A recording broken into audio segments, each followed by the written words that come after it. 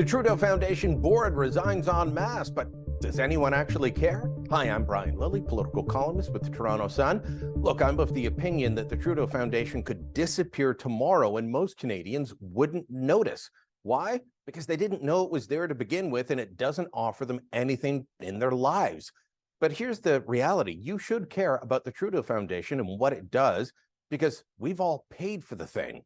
We'll get to that in a moment. But first, why did the board resign? They put out a statement saying that the politicization of a 2016 donation of $200,000 from a Chinese-Canadian businessman who now, according to some media reports, was giving the donation as a way to try and influence the Trudeau government.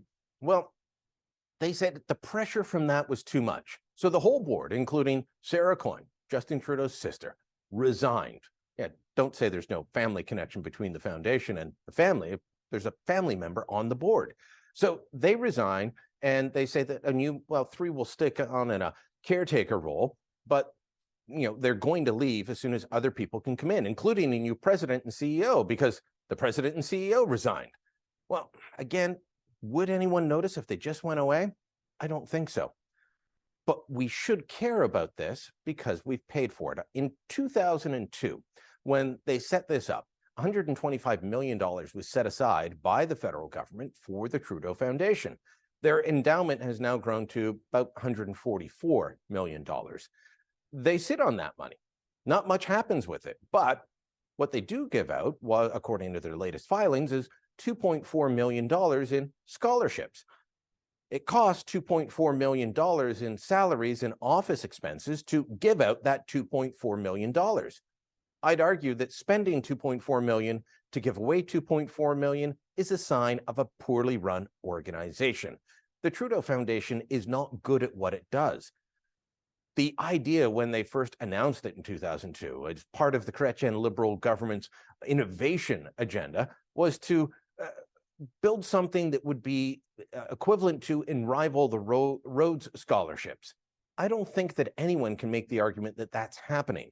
Do we really need more studies on bringing about gender and ethnic diversity on cultural boards and in the arts, or about the intersection of homelessness and food insecurity? Is this cutting edge research or just the type of academic work that we get elsewhere? I'd argue it's the latter. If it were delivering, I would have no problem saying, let this thing continue on. But they're not delivering and it's poorly run. So at this point, maybe a good idea for the Trudeau Foundation, the remaining board members, maybe for the federal government, is to say, you know what, let's call it a day. It's been a nice little thing for the Laurentian elites that populate Toronto, Ottawa, and Montreal to have this club, to have somewhere for them to go and chat with like-minded people. But it's time to wrap this thing up. Return the $144 million that the original endowment has grown into. Return it to the taxpayers. Spend it on real scholarships. Spend it on whatever. But the Trudeau Foundation, their time is come and gone.